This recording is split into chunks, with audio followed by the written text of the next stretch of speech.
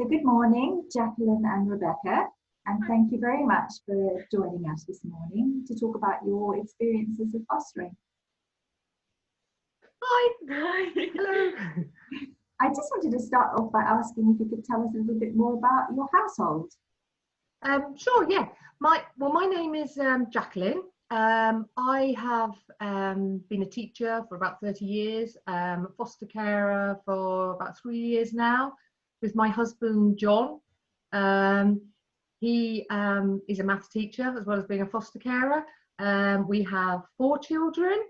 The youngest is Rebecca, who's 15, living with us at the moment, obviously.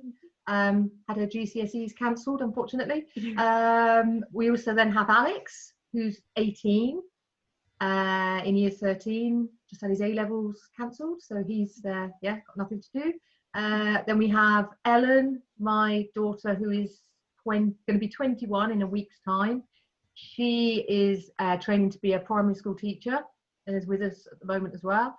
And then my eldest son is John, who's 22, and he's a medical student, and he is with us at the moment as well. So we've got a big old household here at the moment of 6 of us.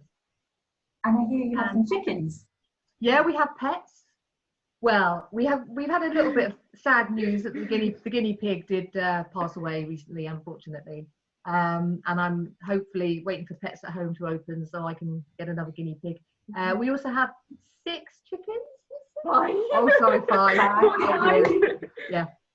Yeah. But 5 They're little small. chickens, little bantam ones that are very cute, and they're currently running around the garden, laying eggs under hedges and things like that. So that's all quite good fun, finding the egg.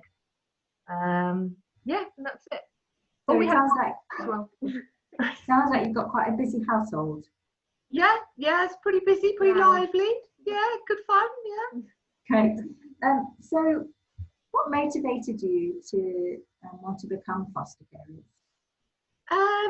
I guess being a teacher for quite a long time, and I've worked in sort of special needs schools, pupil referral units for 20 years, and I always used to have a lot as a tutor. A number of my tutor group were foster children, and I used to really like getting to know them. And apart from the sort of trying to help them get qualifications, I loved the other side of it, that getting to know them, where they'd come from, and trying to help them in lots of ways that were possibly more outside of my teaching job.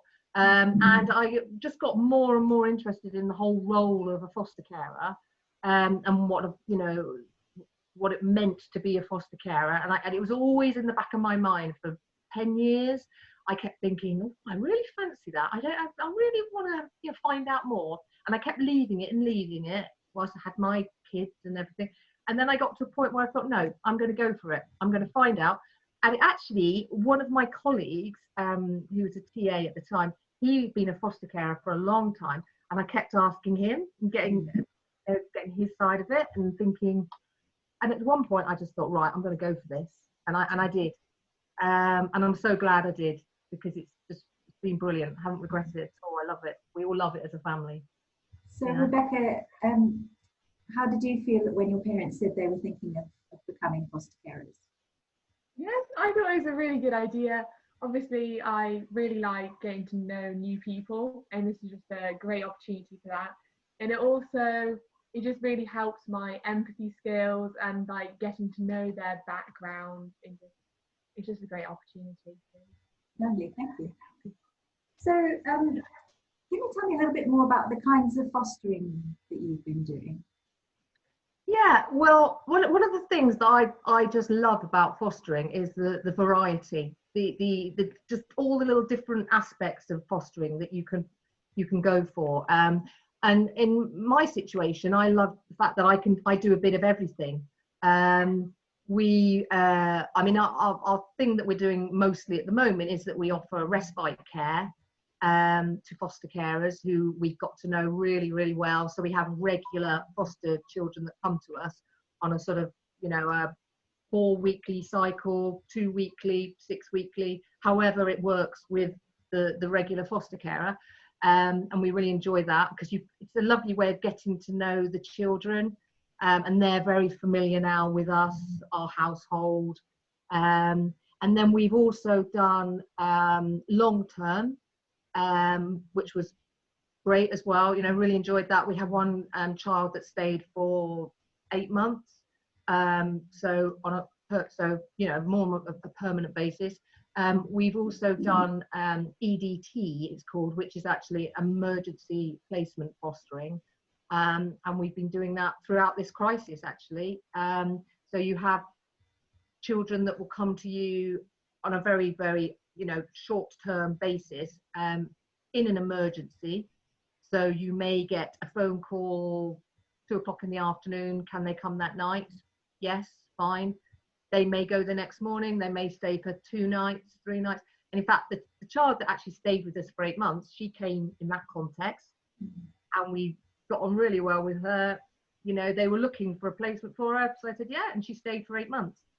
So that's one of the things I think is so great about fostering. I just love the diversity, the variety of roles that you can go for. Yeah. So, one of the children that you regularly offer respite to is a child with disabilities. And I just wondered if you could tell us a little bit more about what's involved in looking after a child with disabilities. I think it's very, well, there's 2 ways. It's incredibly rewarding. Firstly, I mean, that's the thing that I've got to say about it. The first thing that springs to mind for me, our particular little person that comes just gives so much to the family. You know, I really look forward to having her. She comes on regular respite. You know, one of the things you've got to sort of really look at is being organised. You know, you have to, there's certain things that you have to bear in mind. Get trained as well. Your little child will come to you with a whole range maybe of their own individual special needs. They're all very, you know, unique in that context.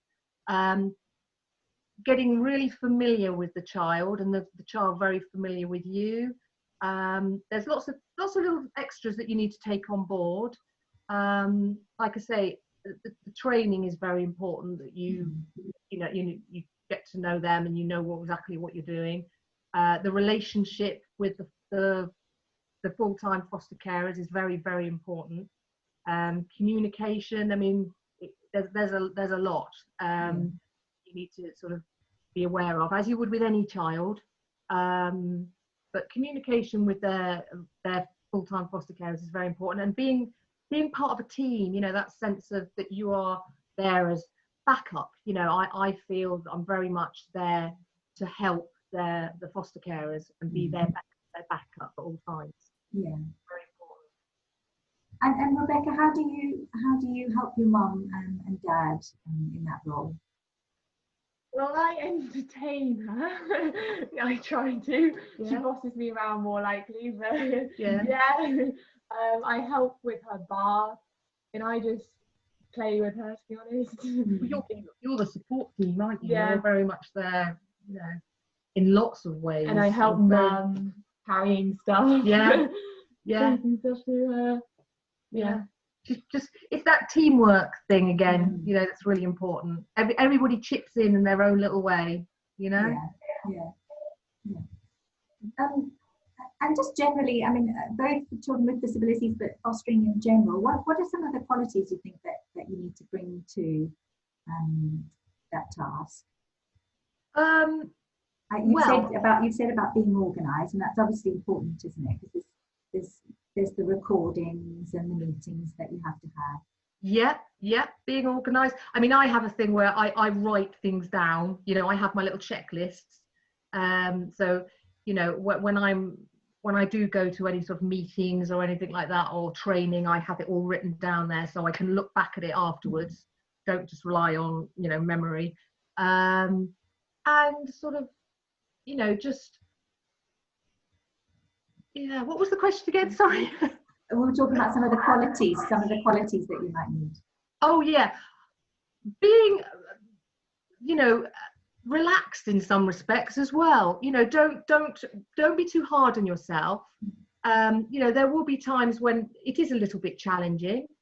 There will be things that come about that you might not necessarily have all the answers for, but you know, take advice. There are phone numbers there. Have your numbers, that if you need advice, just go for it. No question is too small, you know. I think that's sort of really important. Don't be afraid to reach out and ask for help if you're at all unsure. Like I said, don't be too hard on yourself. Accept that things may go a little bit wrong at times, but you know, you can only do your best. And try to be as relaxed as possible. You know, kids are very good at picking up on your emotions. I think if you're all sort of tense and worried that, oh gosh, you know, if you're too much of a perfectionist or you expect it to go this way, it may well not go that way. But just accept, go with the flow, treat every child as an individual. They're all unique. You know, don't be afraid to sort of get to know them. Work out what their triggers are. That's very important. Know them and where they come from. And just, yeah, try and sort of have a sense of humour. That helps. That's important, isn't it? Oh, definitely. Try to be, don't worry, you know, be a bit quirky if you like. It doesn't matter. You know? Kids like that. You know, and just sort of, like I say, don't be too hard on yourself. Don't try to change people too much as well. Accept them for who they are. You know, go with the flow as much as you can. And if in doubt, get advice. Yeah, I think that's good advice. Yeah, there's always, I mean, one of the things I think about fostering that I think is brilliant is the social workers. You know, I love the fact that the social workers do such an amazing job. And you're part of this team. There's such a good backup team. And you can, you know, I have a great relationship with my social worker, and she'll support me, you know, in those times when you're a little bit unsure. And then other times, you know, there's the duty team that you can speak to get advice. You can always get advice, which is great. Yeah, it's important for people to recognise that they're not alone. They are part of the team of professionals. Yeah, definitely. So what would you say to anybody who's thinking about fostering and maybe thinking about fostering children with disabilities? Go for it. You know, it's really, really rewarding. I mean, the little person that we have that comes to stay with us gives so much back, doesn't she? She is just the most amazing little person ever. When she's here, you know, she's, you know, we love her, don't we? We love her coming, and she's sort of almost one of the family, you know, in a way.